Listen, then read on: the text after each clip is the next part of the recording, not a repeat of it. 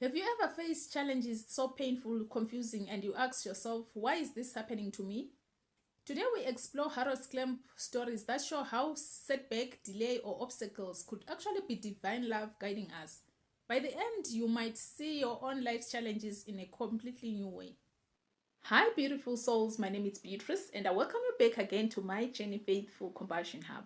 In today's reflection, we dive into stories that teach us about divine timing, healing, and love in action.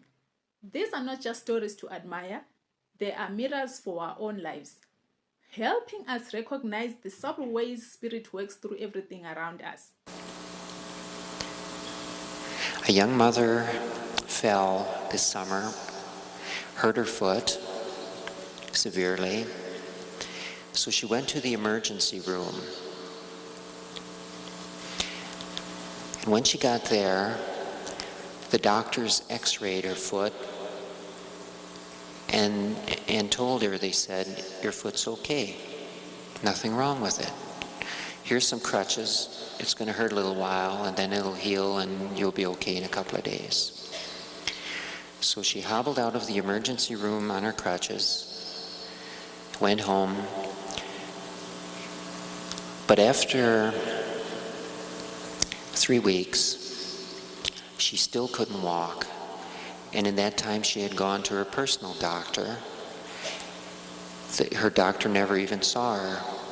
The nurse came in, looked at her foot, and said, it's just a bruise. It's going to take 3-4 weeks to heal, and sent her home. She said, here the doctors were telling her that she was okay, but she couldn't walk.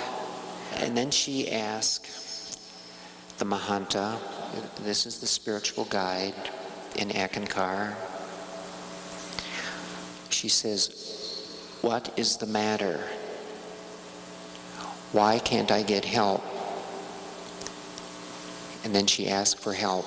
She said, something's the matter. And within an hour, the doorbell rang. She went to the door, and a young man outside introduced himself. He said, hi, I'm your new neighbor. And then he said a few more things. He said he was setting up a medical practice, and he just wanted to introduce himself. And she said, well, what field are you in? He said, I'm a podiatrist, a foot specialist. So she invited him in, of course. So she showed him her foot, and he said, get me the x-rays from the emergency room, and I'll look at them, I'll read them, and then I can let you know. And so she got those real quick and everything. And then when he read them, he saw that she had bruised her foot very, very badly, but it was also fractured. And he said, because it's been 3 weeks, you're going to have an operation. And he referred her to some other doctors to take care of this quickly. He said, if you don't have this operation, you'll never walk again. So she took his advice, went to these particular doctors who were very good, and as she was lying on the operation table, she asked them all to hew as they put her to sleep. I guess you get your last request,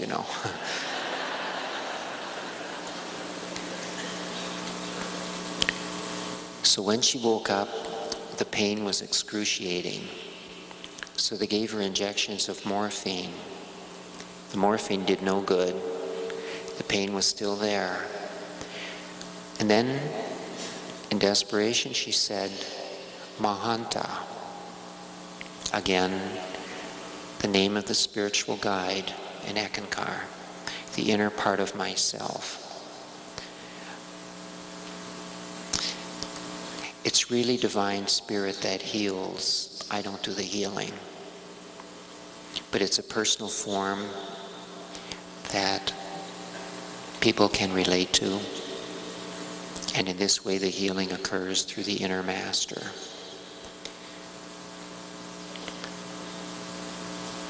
And she found the pain went away. And Then when it came back, she again sang and called out Mahanta, and the pain receded. And so she was able to get through the first hours of the extreme pain.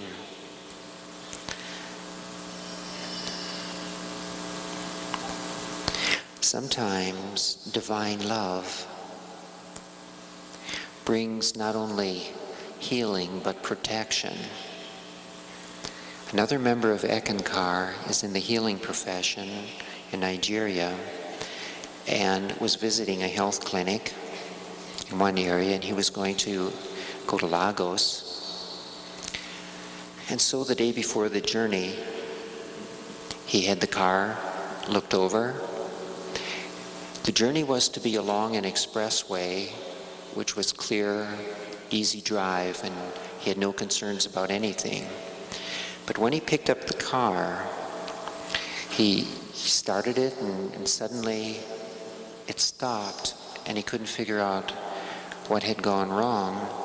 And then another man ran up and he said, "Look, there's oil spilling under there."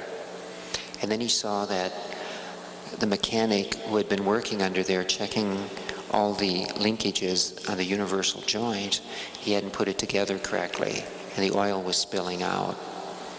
So he called the mechanic came over, fixed it, and apologized profusely for the mistake.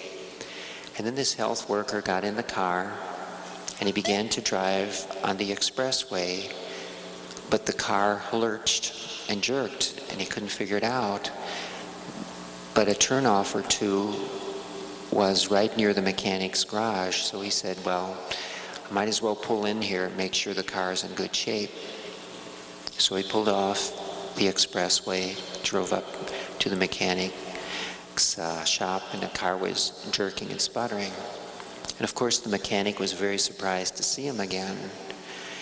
He did some work with the carburetor, and he fixed the contact points. And he said, now it's okay, now the car's tuned and you can go. So this time the man tries to get to the expressway and he can't get out of first gear. The car's locked in first gear. Now this is the third thing that has gone wrong after the car was looked over by a reputable mechanic. At this point you're wondering, how reputable. But sometimes Divine Spirit has its own hand in our affairs to save us from trouble of another kind, of a more serious kind. So again, he called up the mechanic. Mechanic came, took the car into the shop, looked it over, and then a very odd thing had happened. The cable that goes to the speedometer had somehow got wrapped around the gearbox, locking the car in first gear. This should never have happened. It had never happened before. And so the Ekist waited till the car was fixed, and there was still time to get to Lagos. But he said, no, the Mahanta is trying to tell me not to make this journey today. And so he stayed home. A very wise man. He had the divine wisdom. Next day, he got up early, jumped in his car, headed down the expressway, and the travel went just as smoothly as could be, until he came to a certain place in the road. Suddenly there was a loud buzzing sound in his ear, and a voice said, "Look off to the side." Now this buzzing sound is one of the many sounds of Divine Spirit when it's coming through directly. Sometimes the music can be different thing. It can be like an orchestra. It can be like the ringing of bells in the distance. This is the voice of God in its highest form, expressing itself to soul. When he looked off to the side of the road, he saw a semi-truck and a car. It was a wreck that had happened the day before. The car was just a tangled mass of steel.